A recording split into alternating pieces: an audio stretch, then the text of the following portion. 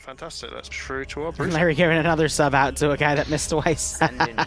As we're pushing through, I hope you're all enjoying the event. Make sure that as the event goes on, or when you're finished, or whenever works best for your community leader, that you hit them up with your feedback, so that when we do have our next community leader meeting, they'll be able to bring us all their lovely information to give us information about how you guys are finding the event, the goods, the bads, things you like, things you don't, and also any issues that you find within.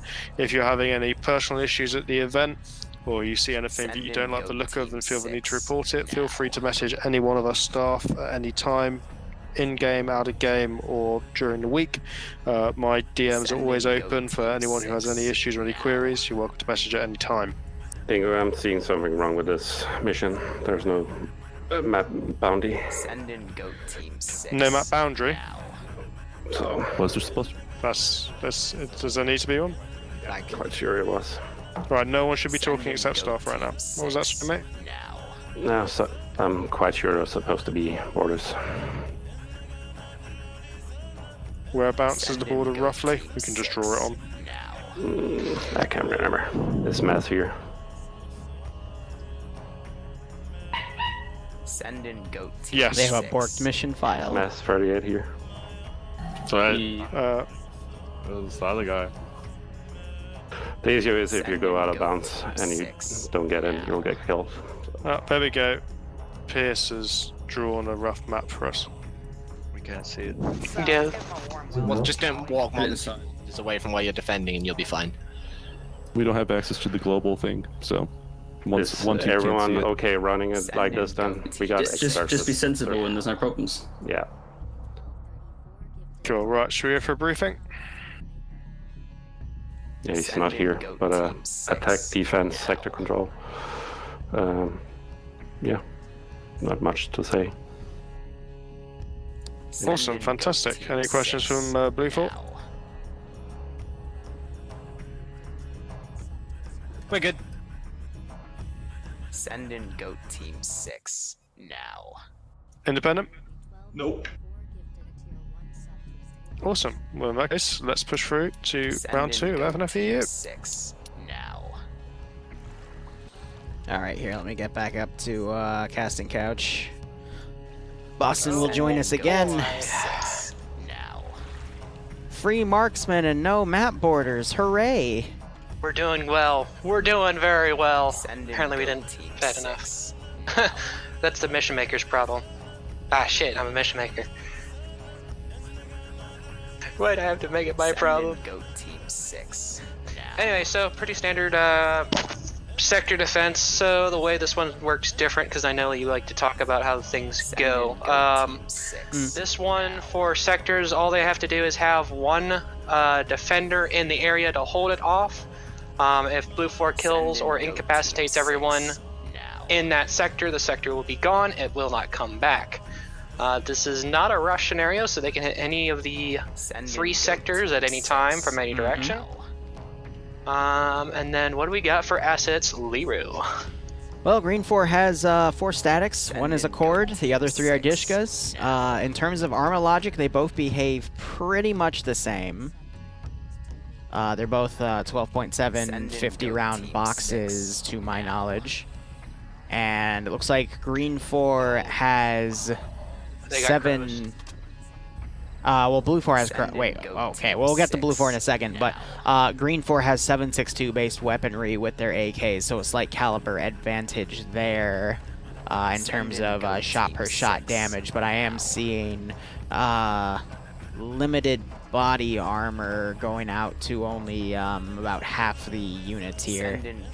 So a decent mix. They're basically just rugged insurgents here, but BLUFOR has a lot of good stuff, and you mentioned that the C word, and you are right. The Strykers are crow systems, so 2 Strykers there. Yeah. 4 MRAPs, which appear to be unarmed, but I only see 3.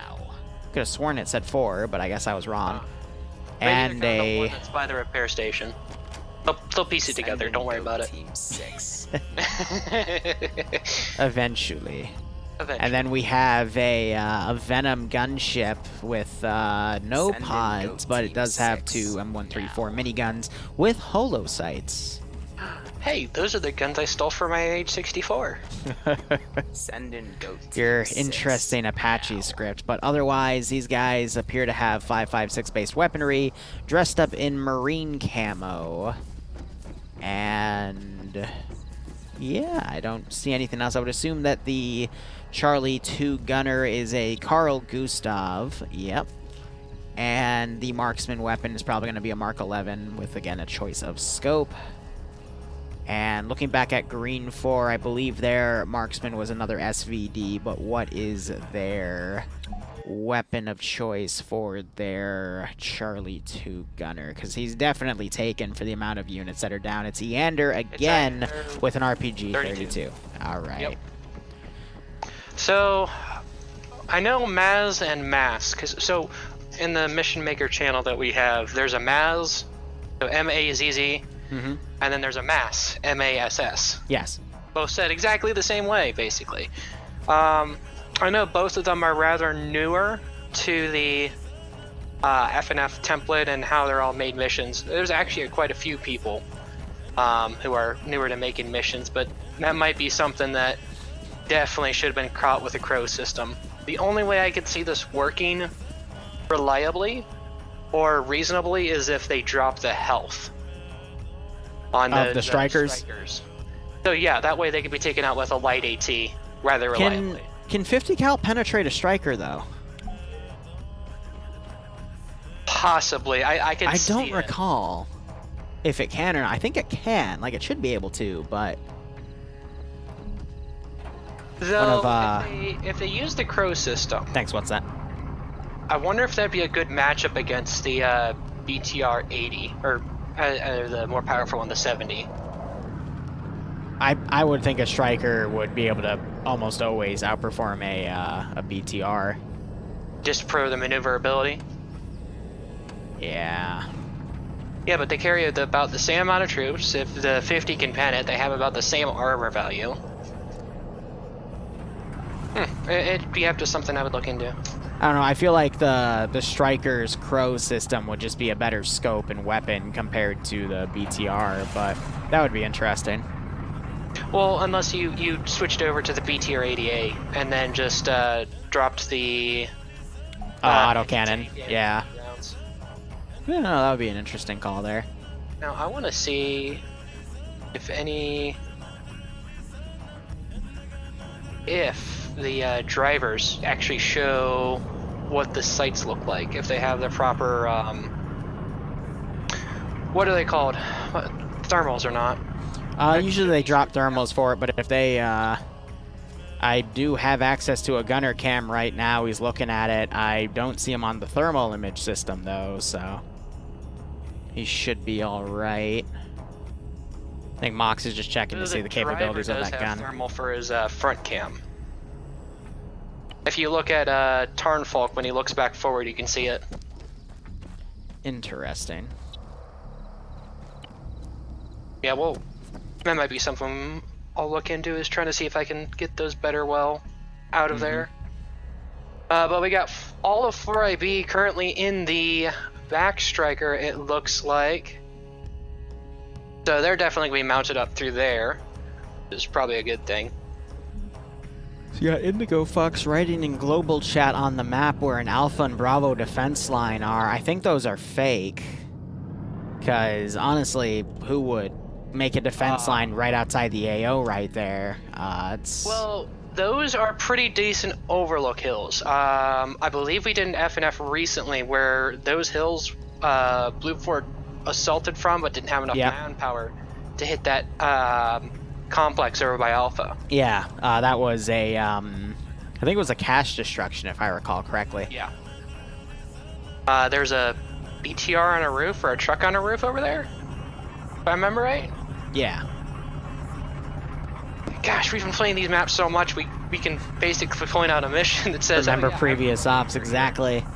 But GREENFOR right now doing a lot of deployment around Sector 2. They are putting 2 gazes in the middle of the road to try to block any vehicles coming around. John, staying in the driver's seat, might try to reposition that Vic, or might try to get it in the gated area right there that was just opened up behind the truck. But GREENFOR definitely setting up defensive lines here.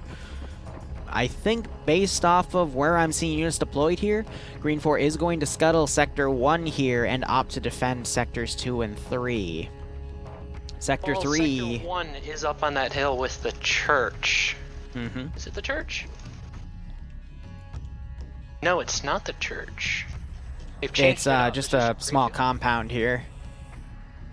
It's just on a nice plateau, though, but you'd have to spend a lot of the fortification points getting To units build on the anything up border around there to utilize the fact that it is on a plateau. But I can understand why GREENFOR would scuttle that one, because it is the furthest one away compared to the other two. And now you are actually seeing units run out to get on these Alpha and Bravo defense lines, just to make sure BLUFOR doesn't try any wide attacks here. But honestly, based on where GREENFOR is deploying, if BLUFOR were to just go through the main entryway, they'd be fine, because there'd be nothing there to meet them. But will the commander think to do the simple option, or think that it is a trap? I could definitely see who's the leader. So it's Mountain versus Pierce. I like the way Mountain's setting this up. I don't see him much often in the CO position, but I like the way he's divvying this up. As for Pierce, I definitely think he's probably going to put a fire team or squad in the helicopter, probably drop them off over at the airfield, and then have them assault from the north going south at Sector 2, and then commit most of his forces to a Sector 1 hit, and then split it up from there to do a Sector 2 and Sector 3 hit at the same time. That's how I believe he'll play it. Admittedly, though, this fog is going to make it really difficult for the X-Ray marksman team to get any good intel from afar. The ridgeline especially, you can't really see anything with how thick the fog is here. Yeah. I'd probably, put it 300 meter range, accurate? Yeah. And then after that, it's just you're shooting at silhouettes. If you could even see the silhouettes. Is that a yawn I hear? Yeah, I need to go have some coffee after this round. Gosh darn, it's been a stormy day. I slept for 12 hours. I need to get out of that habit. Did you do the full big party for yesterday? No, I didn't even party that much. I just relaxed. As Relaxing that one bad for you. gamer meme says, you're gaming, 0000 happens for the next year, and you're You just put like, the sparkler up for 1 minute and then immediately back to gaming. back to gaming. Yeah, that's what I think most of us did. I know there's definitely a few shit. people who drank half their liquor cabinet. Yeah, I can Kinda understand crashed that. bird. Where is I do like that crash helicopter. It's right on the northern side of Sector 2. There's 3 different custom fire effects going on it. One on one of the engine blocks, one on the main rotor, and then one on some debris on the outside. I do like that small detail there. That's pretty cute. There's also a destroyed Humvee to the northeast. Yep, trashed MRAP. Sorry, southeast. On that road coming in, so that's some nice small subtle barricades, details. yeah. I appreciate that. Now, one of the things, did he mark that out? No, he didn't. So, one of the bigger things that we have been given as mission makers, there's been a new update to the rule set, is if you place custom buildings, you have to mark them on map. You can no longer say, I built the custom objective and then get no details about it anymore. That's fair. So that will be nice, especially when you see more custom compounds in like the middle of a forest or something that are actually clearly laid out. Yeah, all you need to do that though is just add some shadow effects, excuse me, the area shade widget map effect on the map itself, and then you can do both circular and square buildings. And if it's a weird square shape, then you just can put multiple down, and they don't really affect the server at all. It's not terrible, but it's definitely going to be very helpful to both attackers and defenders. Yeah. Being able to kind of get a preview of a custom objective. It's just on the tedious side to do something like that. Yeah, but I honestly have done it for like 3 missions. I have like 6 or 7 like on the back burner right now, just kind of waiting for this template to be put in and then submitted. For Christmas, I made a bunch of FNF missions for Nemesis, Nice. and he said, "Stop submitting, please." But yeah, there's some updated rules, you know, specific things. All scripts, including vehicle ones that change out guns, have to be approved beforehand, or you know, be pre-vetted. So we're not going to see as diverse missions with crazier stuff for probably the next week or two. But after that, it probably should pick back up. Cool.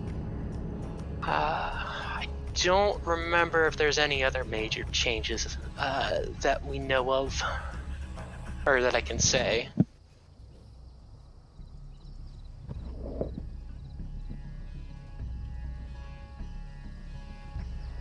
I do like what I'm seeing, though. We got G-Legs and Olaf. They're trying to climb a bell tower. I was also seeing some other GREENFOR guys climbing on top of a church, but they're going to do their best to utilize every aspect of these AOs to try to give themselves some advantages here, which is pretty nice, in my opinion.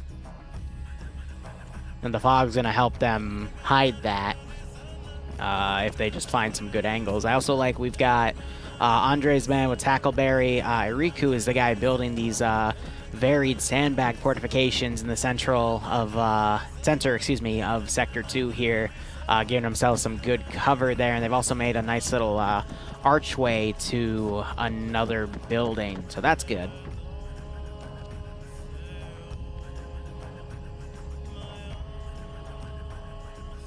Then you have all of these groups on Overwatch positions. I'm seeing some gun backpacks down, but I'm not seeing all of the stacks deployed. What they did put the cord on the northwestern side here, as well as a bunker complex overwatching the western approach.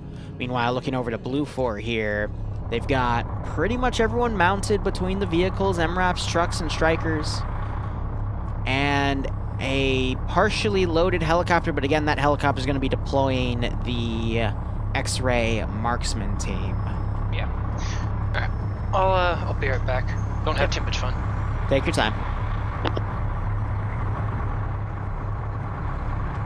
So we'll see how this round goes. Scripts have to be approved now, right? What's that? It's like, ah, darn. You can't put broken, janky stuff in the missions anymore. We'll see how this goes. Overall, if I were to make a prediction, depending on where BLUFOR comes in on, I think they'll be able to overpower any of the ridge defenses here, simply because GREENFOR does not have the manpower to defend them. Furthermore, the Strykers with those crow systems are going to make mincemeat out of any open defensive areas here. But we'll just have to see how that all plays out. We just had a truck fly away. I saw that, and the convoy. Oh, wow. Yep, so two trucks just collided with each other, playing bumper cars. That is unfortunate. And that might cause a bit of a logistical mishap here. It also managed to damage a truck. So you never want to play bumper cars in this. And it looks like the guys that were over here have also died. That is 3 free KIAs for Independent to already be ahead on. So BLUFOR is losing some of their numbers advantage here. Looks like they're trying to repair this truck to get it working again, but that's going to delay BLUFOR's attack a bit. But yeah, that's why you want to space out your vehicles and convoys in Arma, because if you have a desync spike and VIX hit each other, it's going to cause a massive issue. So we might also potentially see the helicopter pull back around and pick up more guys if BLUFOR cannot figure this out, but that's going to stagnate BLUFOR's advance into this AO, and GREENFOR is looking to set up some ambushes here. Nope, this is their X-ray team to try to get some overwatch on BLUFOR coming in, but that's going to give them more time to kind of set up here for BLUFOR to come in on this AO, but it looks like they did fix that truck. No, they did not. And we just might see a group of people walk in. Galil does have a few spots in that Stryker, but they're going to continue on, and BLUFOR is just going to have to walk people into the AO. That is very, very unfortunate that BLUFOR is already starting with a gunshot to the foot here. Meanwhile, you got Independent up in this AO here. It's the airport. It is Scandi Recon. They're known for doing these crazy wide flanks. But they're setting up in the airport here, trying to watch in case that helicopter deploys units in that area. But instead, it looks like the helicopter has opted to deploy the infantry over here. They got Koak walking around trying to see if it's a good dismount point, but they might change it up to a different position if they deem it necessary. So, with that delay on BLUFOR, because of losing 3 vehicles, you're going to see their assault stagger a little bit, which is only going to eat up a bit of time on the clock, but with 50 minutes, with all these AOs still close together, it's not the end of the world. Meanwhile, looking on GREENFOR, I think someone fell off the roof and is currently being medicked up by Short Boy there. Bay Potato also jumping down to help. Quickly catching himself right there, otherwise he might have ended up in the same boat as Towblade there, who is down. So both sides having a little bit of early on mishaps here, but I don't know what else to say about that. What do you guys think of what's been going on with these early hits here? I think it's quite hilarious, in my opinion, to always see those little, you know, Arma moments. But otherwise, as I wait for your guys' replies, we do have BLUFOR utilizing this nice ridge here to potentially get up to this MSR and then come down on the direct southern side. That's going to put them in a lineup opportunity to hit Sector 3 here, and then from there probably break forces off to hit Sector 1, not knowing that it is completely empty, because again, there is no proper way to do recon in this AO without getting your helicopter very, very close. But what's the point at that point here? And we also might see this infantry group break off to go hit Sector 1 as well. That is, you know, quite possible. Should you buy this game? I personally think everyone should give Arma a try, but that's just because Arma is a sandbox shooter, which means you can literally do whatever you want in it as long as you have the know-how. Hello, Boston. How are you doing? Welcome back. Yeah, just had to go check on some food real quick. Dude, you are A-okay. So, here is the sit rep. BLUFOR has 3 people down. They died. They played bumper cars at spawn and lost 3 Vics. And GREENFOR had someone fall off of a church, but it looks like he was brought back up because I'm not seeing his body there, but I do see a bunch of bleeding bandages. So, we got GREENFOR X-ray team deployed. They're trying to look around, find BLUFOR's advance, but BLUFOR is trying to sneak a lot of units through this ridge here to potentially go on the MSR to attack Sector 3. Sector 1 is still completely empty, but as I say that, it looks like Bravo 2, driven by Jupiter, might pull up a guy in there just to chill in that AO. Nope, he is an explosive specialist, so he'll probably set up an explosive trap or 2 in that sector, try to go for a few free lucky kills, and BLUFOR X-ray being deployed by the helicopter. Helicopter originally landed on the coast, but then remounted dudes and brought that X-ray team closer. And there's only 2 of them that have been deployed. It's so because Koak is dead. I don't know how. Probably in that collision earlier. Anyway, I would like to mention that the independent X-ray group has and definitely heard these Gulf units be driving by, the Strykers. So what hopefully they'll call that out and they'll start making a point. So more than likely, looks like Pierce is going to be going for a Sector 3 cap first. So they're going to go all the way around. They're going to hit this town up here, Bonaza, and then head south into the town Parisio. Or north, my bad. We'll say GREENFOR X-ray knows something's up. They can hear the Strykers from their position. They are looking around right now, trying to figure out what's going on. I'm seeing a lot of heads looking up on the ridgeline. Now, one of the things they have to be careful for is over in Pesto, there's about 7... Is there pasta in Pesto? There's what? Is there pasta in Pesto? It's a good combo. Sure he has his mom spaghetti, but we're not going to worry about that. We've got the Delta unit moving. Why are they jumping off the rooftops, hurting themselves? Independent X-rays position, and they might get caught out of position again.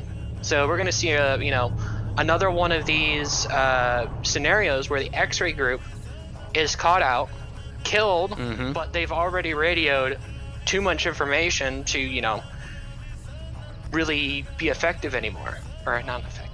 I honestly think it's going to be 4 versus 6 here, but BLUFOR doesn't know that X-Ray's here. Meanwhile, X-Ray knows that there's units around.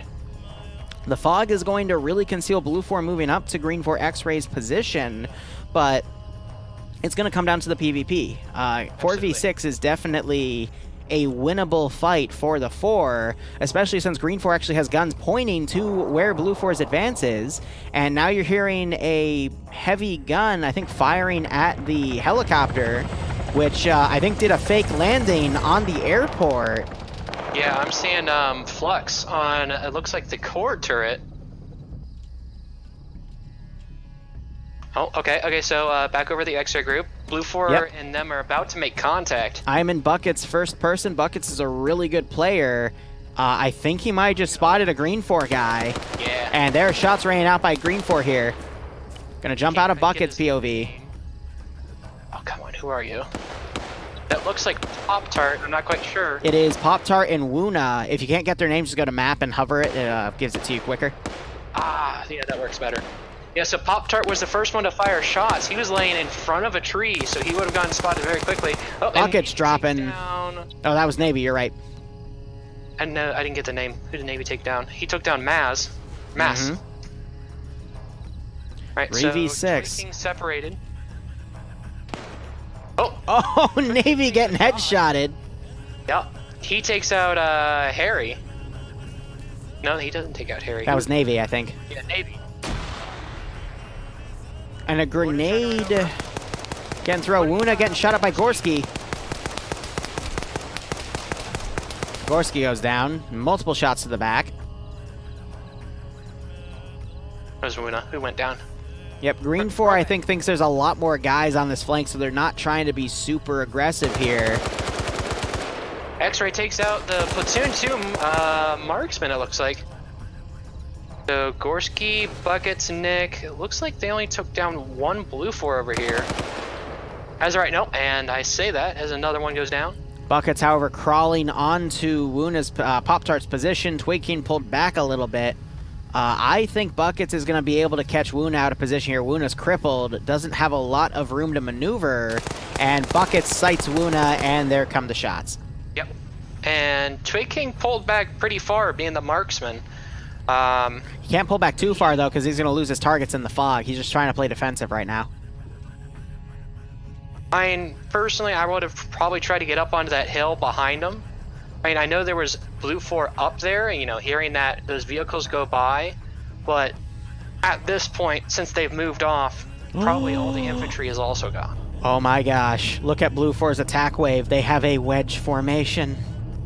Oh, a wedge formation in PvP multiplayer with some of the units on the back. Oh. Oh, something for the Milsim guys to jerk off to. I love it. And they don't have ranks in their... Well, one of them had a rank in his name, but... Oh, it looks like more casual players doing it, too. I love it. I love it. Meanwhile, we do have Spudro and Apuva on the far right flank here with the marksman team to the north. Just part of Bravo... I guess trying to scout the far right perimeter here. They might catch Pads out of position, though, on top of that hill. But if Pads were to look left, he would have seen Spudro doing a pretty nasty skyline there. But this is just a machine gun team. Go ahead. I'd also like to point out is that I'm seeing Scandi Recon as part of the Charlie 1 and 2 element. They're heading up to where Delta is and where the marksman team was from the west. So they're going to be heading up there, you know, knowing that they've heard vehicles, knowing that, you know, we just watched some people go down who are still down. That was Buckets double tapping Woona's body. Medics right now are trying to bring up a dead body. I'm not sure if they're confused or not on the fact that because the GREENFOR body's so close,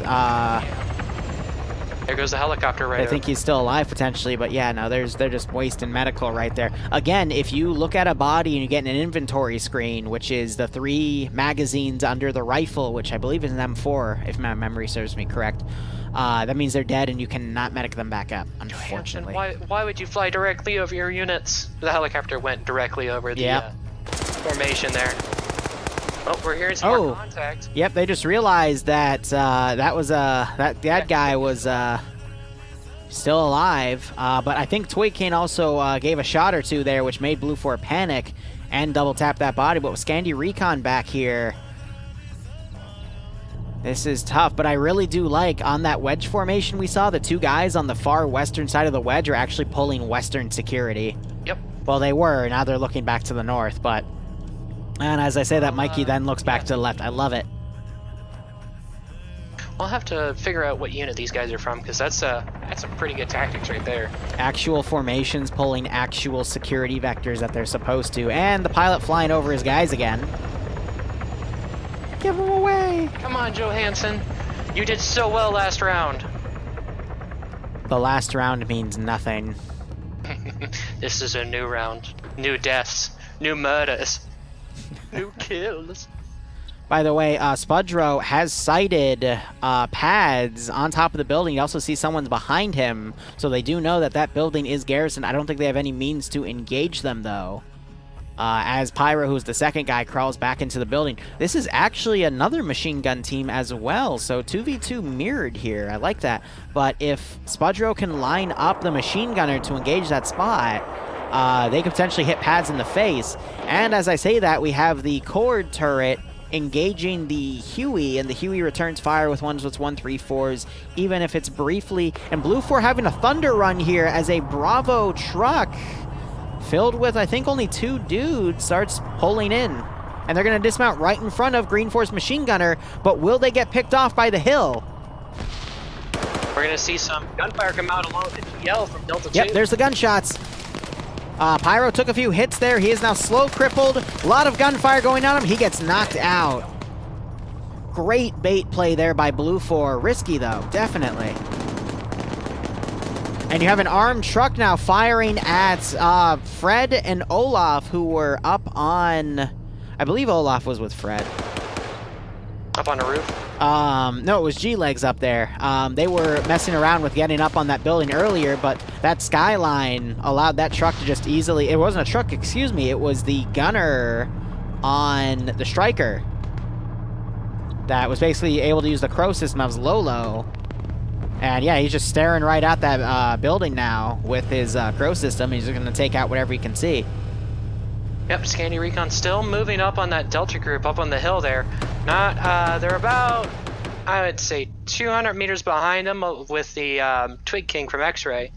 But Delta 2 is moving up as Scandi Recon is trying to hunt them.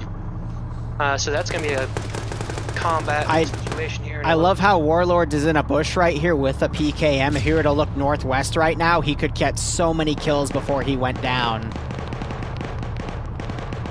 Oh, he might adjust now. Gonna see that smoke go over his bow. No one's looking in that direction. That smoke's actually gonna help him get up there. He's now setting up the machine gun, but he's not looking the right way.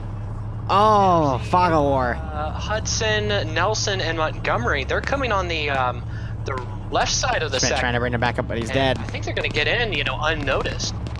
Because no one's looking that way.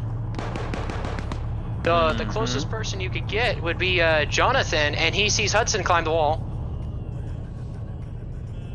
Meanwhile, you got Edwin and Paladin, who gets Hudson picked off in the open. He is dead. Yep. Decent flank attempt, but... Right there. And as I say that, 2 GREENFOR guys just went down to Montgomery and Nelson. But look at where one of the... look at... oh my god.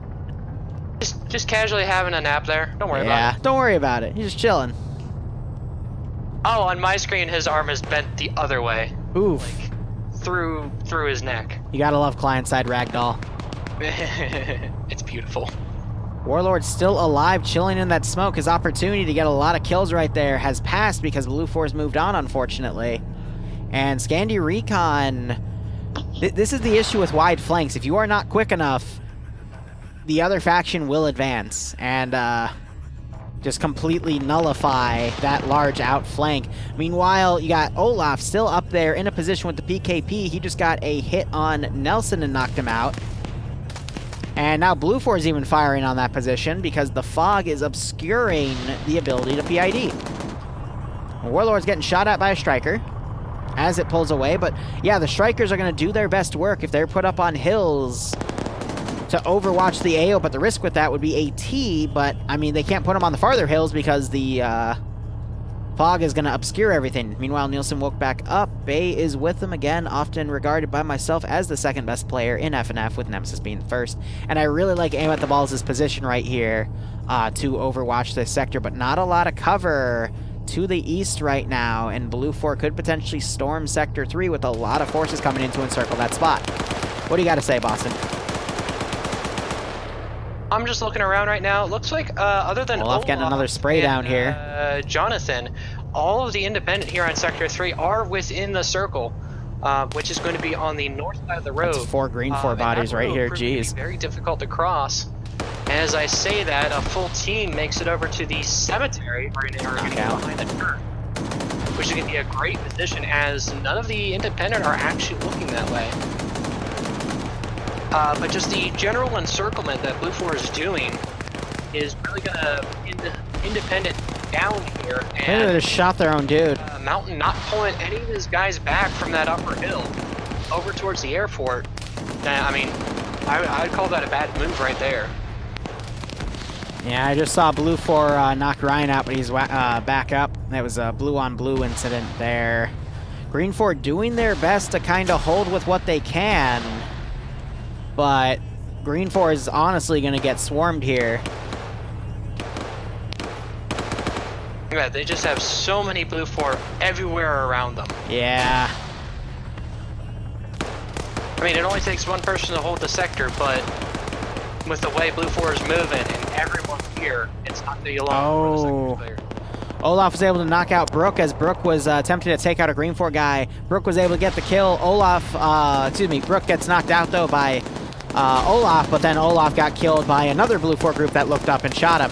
Meanwhile, Short Boy sitting down, he doesn't realize, but his head is partially seen as Angus tries to get the tap off, but is unable to get the angle before Angus, still going for the kill, adjusts though. Still, I really like aim at the balls' position. That's going to take BLUFOR a lot to find. Great position, and it's within the zone. Paladin opening the door, getting his leg sprayed down. He's got a 249. Trades with Brook. Brook going down again. Bay. Of course. Bay now coming up, trying to get a headshot on Broach. Broach quickly runs to his left. Getting on the second story here to do a quick reload. Gets a kill. Gets shot in the arm, though. He's going to pull back a little bit. Takes more fire as he now hides in that little corner. But Bay is definitely looking for kills here. Grenade gets bounced back down. And the Stryker, oh god, Broach is stuck. Broach is stuck. You're not allowed out. And the gun is now... Driver just told the gunner to start firing at that building. Yeah, but those bullets are not going to pierce that heavy wall. No, that's a giant cereal box, unfortunately. Now you got Short Boy holding the door here. Apuva. Oh, he gets distracted. What the fuck did I just witness? I think he saw someone else over at the church and was like, oh, person. But Apuva just, like, looked at him, turned away, and then looked back. I don't know. I'm gonna rule on desync. Up onto the highest part of that building's roof. Stryker just got destroyed. It went south and I think ran into Scandi Recon because they do have Eander with the Charlie 2 gun, but Eander doesn't have the vehicle kill. I'm looking. Oh, he has to. That's the only AT in the area that can really take it out, from what it looks like. It had to have been Eander with a cook-off kill of some sorts because it's not counting it towards him. Delta 2 also has some AT, but they're too entrenched right now. They just injured Dingo. Dingo woke back up, but yeah, got knocked out. I think it was just unconscious stun locked. Because sometimes when you wake back up, you'll immediately go unconscious again because you either don't have enough blood or the pain recalculates. Warlord's finally making his appearance. He took some shots at bait here, but I don't think he really hit him. So BLUFOR just tried breaching Delta 2's position, but they're getting shot at by Nemesis, who is on 1 kill, playing a rifleman role. But Kami now pushes in and gets knocked out. And that's a few nice free kills for BLUFOR there. And BLUFOR still looking around. Jonathan just outside of this AO, but aim at the ball still on the southern side Overwatch point. And he has an explosive, there is an explosive trap on this gas transport truck. I'm not sure if aim at the balls has the detonator, but he did bandage himself there, has a few drop boxes too. He is definitely focusing on trying to lower his weight so he can be a lot more accurate with that PKM, which is a good call there. Meanwhile, BLUFOR has broken off a few of their units to go attack Sector 1, but with Jupiter in this building as a demo specialist, he'll be able to hold BLUFOR off for quite a while till they find him, but I'll be curious to see where that explosive trap is that he will cook off and hopefully get a few free kills on. There goes Jonathan. He was just outside the sector at Sector 3, so that leaves only aim at the balls in the general area. But as I say that, I'm seeing Patton move off his building and possibly going to go try to reinforce. We still got Moxie Brin's, what is that, Stryker in the area right next to the church. Looks like the gun is looking around, looking at the rooftop, seeing what he can see, but they're not going to find aim anywhere there. I'm going to be honest, just to nitpick the mission, I think the sector size is a bit too big. There's way too many places GREENFOR can hide, especially with enhanced movement.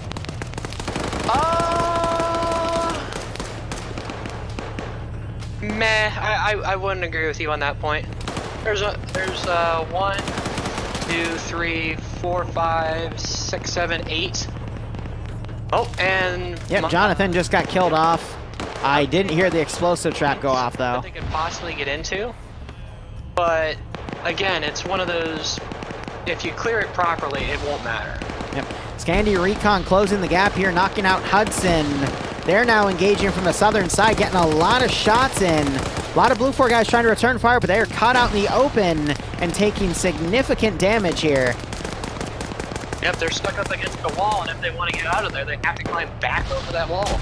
Yep, it's just up to Mickey now, and Mickey just took a GL. Tony wakes back up, but gets knockout locked again. And Pads actually was able to make it back into the area. It looks like he got taken out, though. So still, aim at the balls is the only one holding the sector up on that roof there. Number advantage, though, for BLUFOR has been nullified at this point. Here comes the Stryker. There is an explosive trap on that Gaz, though. But I don't think aim at the balls has the detonator, because otherwise that would have been able to knock out the Stryker. Yeah, that would have been a perfect opportunity to fire it. Mm-hmm. And the nice thing is that that Stryker did not see him or even hear those shots coming from where aim is. Yep, I just saw Twig King pick off some guy. He's with Scandy Recon now. Still only on 1 kill, though, so I guess that wasn't him. Yep. We got Nafs, though, close to this Stryker. No AT capability, though. That Stryker is way in the open. Iander has the AT. He is trying to line up a shot over this wall, but loses the angle. Now he's trying to go left.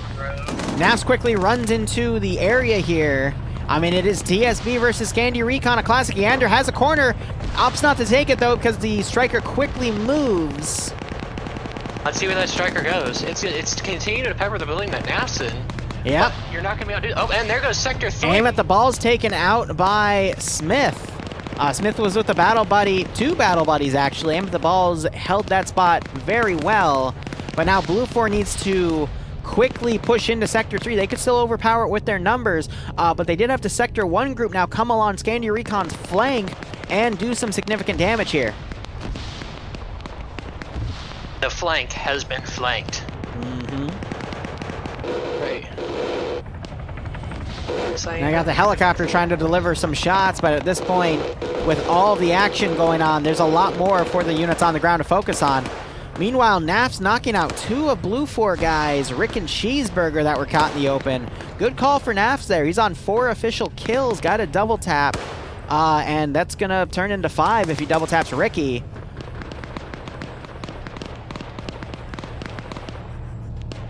But otherwise, if GREENFOR continues to close the gap here, they should be okay. Bassbeer, meanwhile, going in and cleaning out the rest of the 2 Bravo 2 guys. In the, actually no, it was Delta 2 for GREENFOR. And Scandy Recon also really distanced out here. You got Buckets running up, one of the really good players on the Centaur side. He is running around. He's on the 2nd floor. Yes, but he's busy bandaging. Twigkin is also dead up there.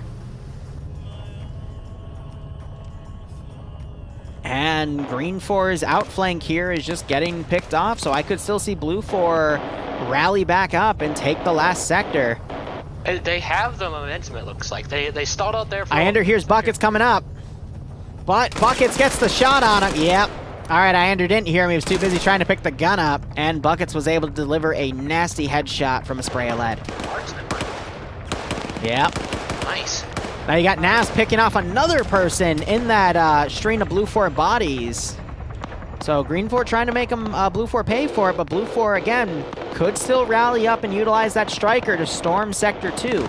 But I would say out of all the defensive lines, GREENFOR has a really nice fortified building here, and they've got a static right here as well. But I would assume that the, statics on the, they backpacked a static on the outer defensive ridge lines.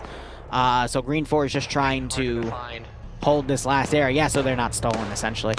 But we also still have GREENFOR Bravo here, but it looks like they're going to fold in and help with the defense lines itself.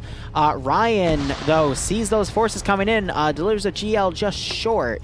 Fires another one and manages to hit both Tom and Vonk with it. That was a good shot. Azariah bandaging as Vargrant looks into the compound. Misu sees Azariah. Oh my gosh. Team, come on. Misu running up now. Unfortunately, yeah, I think that was Buckets because he was the one with the stolen gun, so that's unfortunate. It was just a 1-to-1 trade. And Naf's now running in the open to attempt to get more kills. Throwing grenades. He's cooking off one. But it hits the wall, just short. Would have hurt Vargrant, though. Vargrant, though, exposing his back. As Finn running over is spotted by Vargrant. Misu now returning fire here, and unfortunately, Finn gets knocked out and killed. So the only one left in that group is Nafs, and he's on the far west side. Wait, what? Of the group. He still can do a lot of damage as a single guy. Yeah, he's on a kill. Most of the forces have all pulled back to this Sector 2. Yeah, Sector 2. With a pretty heavy force, not even on the point, but just in the surrounding buildings. So BLUFOR has some decent overwatch vectors. This would be a really good place to put the Striker, though. To aim down and get a lot of free kills. Infantry right behind it. I mean, you know, if you'd heard over the radio that the AT has been taken from, or yeah, the heavy AT has been taken from Independent. So all they have is light AT. I'm concerned, though, about Nafs here. He's going to be able to hear these BLUFOR guys as he comes up and potentially get a few free kills. Yano popping a smoke. Spots Yano. Trying to wait for the perfect headshot. Unfortunately, Yano is able to clip away. Nafs pushes up and trades in desync. I think Yano had the headshot first, but excuse me, Nafs had the headshot first on Yano, but Yano was just desyncing a little bit. And Vargrant double tapping. But I mean, that was Nafs' 6th kill, and you know, it's plays like that that have definitely helped nullify BLUFOR's numbers advantage. But now it's going to be a large force versus a large force for the last sector, and we are on 20 minutes remaining, so it can still go either way. I love how you have the times memorized at this point. I've been doing this since August, I would hope, right? Right. So that's another thing that I forgot to mention. With the new template, we're no longer allowed to change the mission time. It will always be a 50. It'll always be 50 minutes? Yep. Nice. Unless we get special approval. I mean, there's variables for it, so yeah. if you know where to look, you can change it.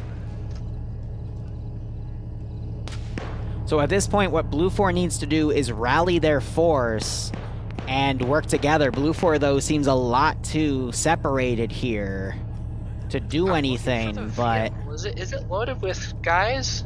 No, it's not loaded with anyone just quite yet. It seems like as BLUFOR's been trying to push down this hill from Sector 3, they've just been either losing a lot of guys... Montgomery and Novak's about to run into each other. Montgomery getting the hit because Novix was sprinting over the corner, didn't check it properly. Montgomery get the sight first, but Novix was able to get a few hits on Montgomery first, so he's going to quickly pull back and find somewhere to bandage, not realizing that Novix was on his own. And BLUFOR is going into the city to stay on the eastern side. Explosive trap just went off somewhere. I have no idea where, though. At the intersection, the main intersection by the bus stop to the northwest of Montgomery. Yep, gotcha. But GREENFOR definitely has the numbers advantage here. But BLUFOR has the technological advantage because that Striker can still look in and get some pick-off kills. There goes the Dishcom firing up over here at Mickey. He's been stuck at that rock there. And you can actually see a couple BLUFOR bodies where they've tried to, set up a base of fire there and just weren't able to make it out. The Striker shooting out. Looks like it was trying to aim for the dish gun. No, it's firing at Andrew's man. That's at a lower window from the looks of it. Not sure if he got a kill on it, though. Oh, I'm definitely seeing a guy down. Yeah, there is a dead body right there. That's okay, so he did get a kill. By the way, the driver of that Striker has a -1 on his point value, so he ran a friendly over sometime. The gunner did it to him. Did it. Well, actually, let me check here, because, let's see. Moxie is the one gunning, and he got the point for that kill, so Tarnfolk... nope, Tarnfolk would have run someone over and killed someone, so that's funny. Oof. Got GLs going up there in retaliation. GLs could do some damage to that crow system, because all you have to do is hit the camera of that crow, and that crow will literally black screen and become useless, so... Yep. Well, I believe you can, I know there's a turret spot for it. Can't you turn out and manually control it? I believe you can. Montgomery getting a pickoff kill on someone on the roof. That was a machine gunner. Yeah. And Montgomery is hidden right here. He's waiting for another guy to come out. Now you got the Dishka firing again. That 12.7 will be able to penetrate. Grenade getting thrown up there. I think by Montgomery, doing some damage to that rooftop. Definitely making Glenn here bandage. But if Montgomery can bide his time and run around and get a few more pickoff kills, he could nullify GREENFOR's advantage of numbers. Vonk is looking in the right direction. Vonk is right above him on the second story. Yeah, Montgomery, I think, saw... No, okay, I thought Montgomery saw the gun poking out the window, but that is not the case. But they're definitely adjusting to that one gunshot they heard. And they're trying to look around. Montgomery, hearing those grenades go off nearby him, he might try to adjust. There are more grenades being thrown around his position. That one could potentially hurt him. And it does. What? Ooh. It knocked him out. Blood. Amazing. Or Shrapnel got to the unlucky with face. Shrapnel. Yeah. I feel like he'll get up, though, pretty quickly. Yeah. Alright, I'm seeing that golf unit still move around up on the hill. Still a little wary going down. Montgomery waking back up. And is immediately taking fire. At least I think he was.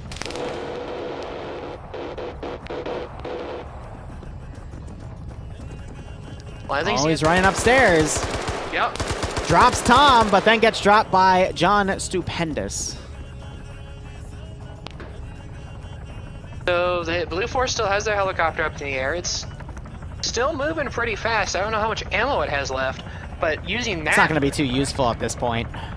But still, keeping everyone pinned down, prevent them from moving, would be, you know, the best strategy for them right now.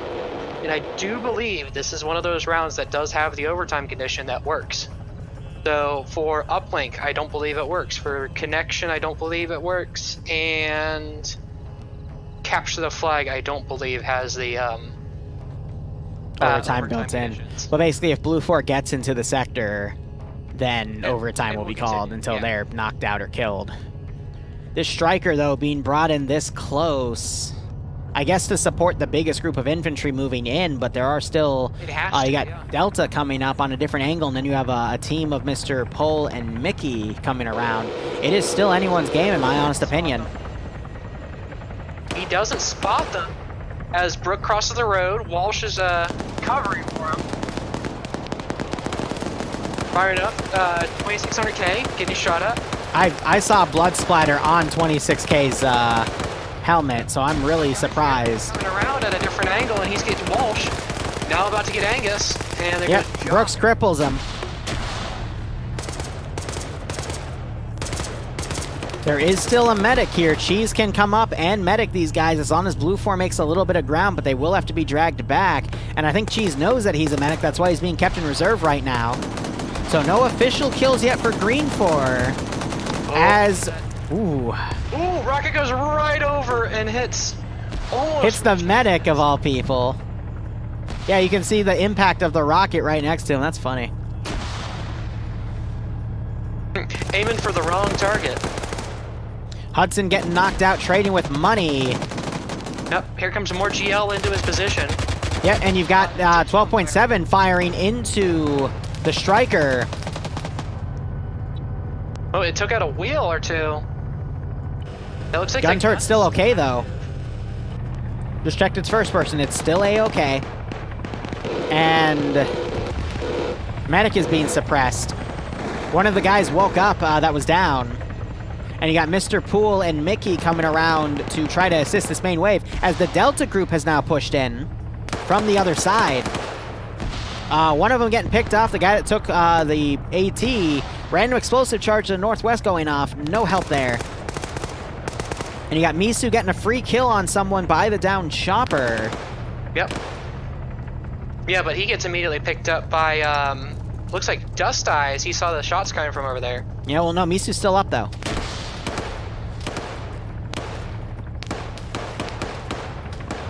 Still even. If anything, I'd say the numbers look pretty even right now. GREENFOR has a slight advantage, but I'm not counting the guys in the helicopter because there's still 3 of them. Yep. Ooh, and the additional... Whoa! That was the Stryker, and the gun also getting disabled because they were distracted by the M134. Helicopter's right here! Oh my god. And there's no one on roofs to take him out. Oh, Rory's right there. Indigo getting a kill on the right side gunner. Pilot jumping out, explosive charge! Blows the helicopter skywards. I think the explosive charge was on the helicopter, no? Or was it below it? I saw it come from below. Alright, then yeah, that was... They landed on an explosive trap then. I have no idea what to say about that one. Yeah, but now all assets except for the Stryker there with another explosive trap going off. Have Risen been... getting knocked out. GREENFOR has a slight numbers advantage still, but that force multiplier from the Stryker is going to be very important because I don't see any AT on any GREENFOR guys right now. And as you heard earlier, the 1-8 that went out, it almost hit the medic. So the best they have now is hoping that their crew dismounts or they have enough GLs in their underslungs to do enough damage to force them to come out. And now the Stryker is within the zone. Mountain getting picked off by Mickey. Run over Mickey. Or no, that's friendly though. Stryker in the zone to force op for Reaper, the Stryker, excuse me. I think Moxie's still gunning, saving Mickey as Mountain woke back up. Yep. GREENFOR now needs to figure out how they're going to take care of that Stryker because they have nothing to deal with it right now. And it's going to bust down a wall right in front of Ash. Woo! AT goes in. By Point Man. Yeah, the best they can do is shoot out that turret, which I believe they're trying to do. Looking at the camera, Mox on 6 kills, by the way. That turret is still effective. Yep. And now that it's in the zone, and they've got Mickey as well, and it looks like Pierce is also in the zone. Mm-hmm. This is definitely going to be going into overtime if they can't kill everyone here. BLUFOR doing their best to pick up some additional dudes to make the number advantage even here. Pierce now running in. Got to be careful that he doesn't get picked off by someone in a building because he is running in front of Vonk and John Stupendous, and he gets picked off by Vonk. Yep. As you say it, you know, he does it. Now, one of the big things is they, the defenders here, Independent, placed some good HESCO barriers because the Stryker's having some issues trying to maneuver around, yeah. Yeah. Doesn't help that they also have that front left axle down. Well, how could they? There's no camera angle to look over in that direction.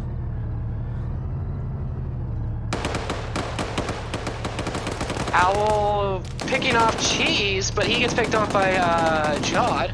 That's unfortunate because Cheese was the medic, which I don't know why he pushed in. There's still 2 people unconscious. But then again, there's another medic, Grav, who is trying to pick up Walsh.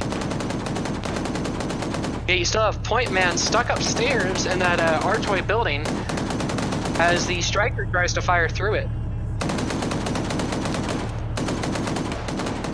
Right now, it's just hitting buildings, seeing if it can pen. Rod getting picked off by Ash.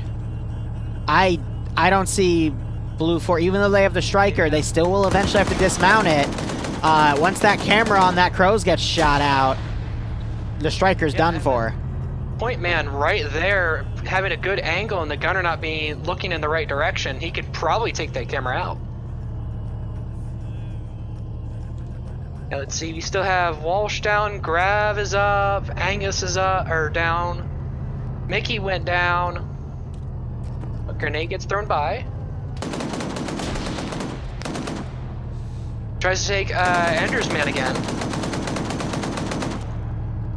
I really want to know how much ammo that gun turret had, because it's been firing a lot. Enough would be the proper term.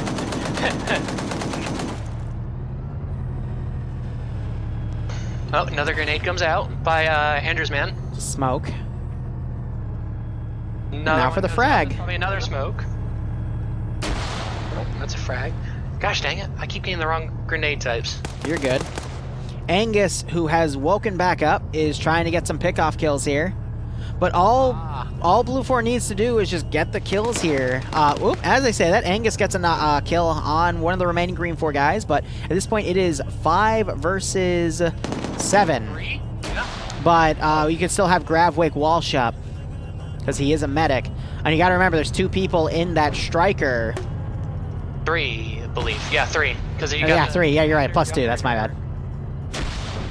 Yeah, but if it drives in the wrong direction and gets picked off and becomes immobile, you know, that's going to be it out of commission, which is probably the biggest multiplier here, and that's why you're seeing all of independent. Yeah, but GREENFOR is just hiding. Yeah. Yeah, they have to. There's no way they can peek it.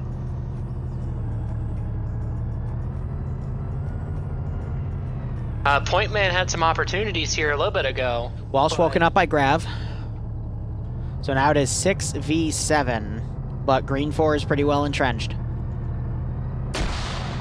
Good throw by Angus. He put it in the upstairs walkway. Yep, Angus getting shot at by John Stupendous and taken out. Oh, that's not what you want to have happen. You know, that Stryker's supposed to be right there, but they're focusing on the infantry.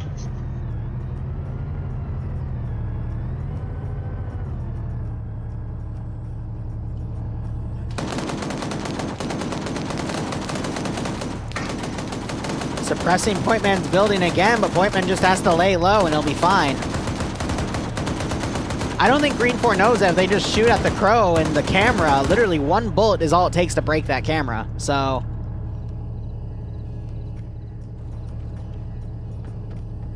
Now you got Walsh and Grav that are going to come in. And we have 5.5 minutes remaining, but it will go to overtime because BLUFOR is in the zone.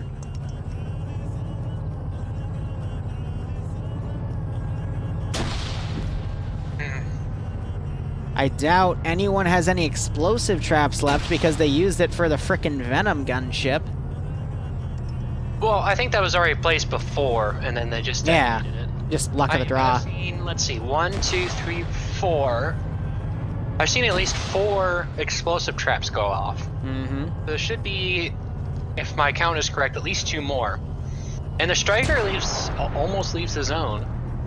But we still have 5 minutes left. We just had another explosive trap go off, but it was too early. You got Ash and Eriku here that have those explosives. They should have just waited if it wasn't close enough, because otherwise you got to dead it when it's right on top. Mm-hmm. Stryker is basically just a shark now. Yep. Who's gonna peek? Oh, it almost gets Ash. It's got the right window. This means they do have ammo to burn if they're doing this. Oh, absolutely. I think a Stryker has like 9 additional boxes, so 9 with 100 plus the 1 in the barrel means they got about 1,000 rounds to burn, so. Oh yeah, that's a lot of ammo. So you might have STS now try to get an angle on that Stryker. He's shooting at the camera. But the camera's still good. They actually have a guy in the Stryker turned in to look at the gunner camera, and I think he's trying to help him find targets. I mean, that makes absolute sense. That's funny. Trying to make sure, you know, you're not missing a single target that might come into the camera view. It's roaming around. Now you got STS trying to strike down with Walsh here. Walsh was trying to engage Point Man. Vic now coming around, though.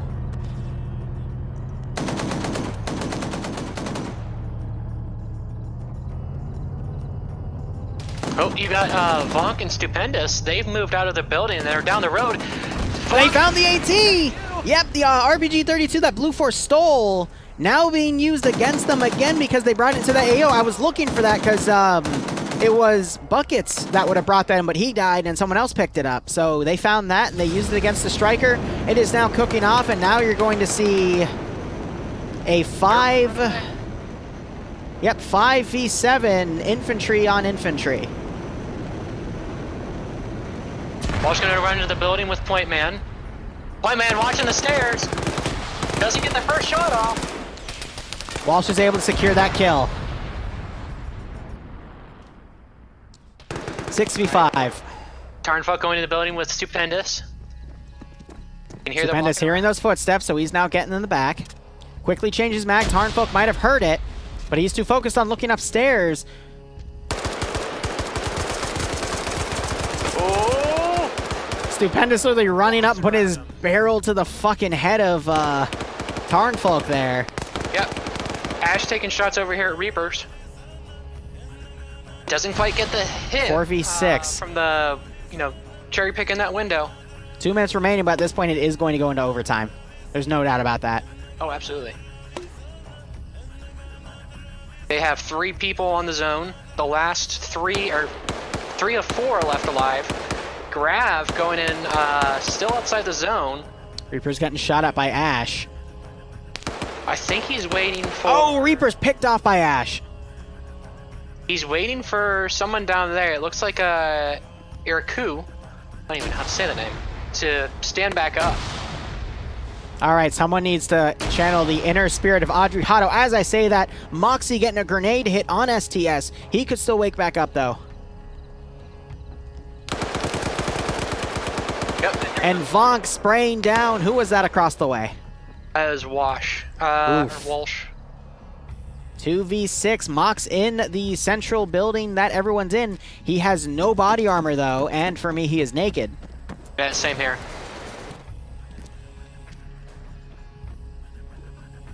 He's running past. He's got to be careful because if he leaves the zone within a minute, it's going to drop out of overtime and GREENFOR will win by default. He's just trying to find some faraway spots to get angles on people. STS, meanwhile, waking back up. He is bandaging on the 3rd story.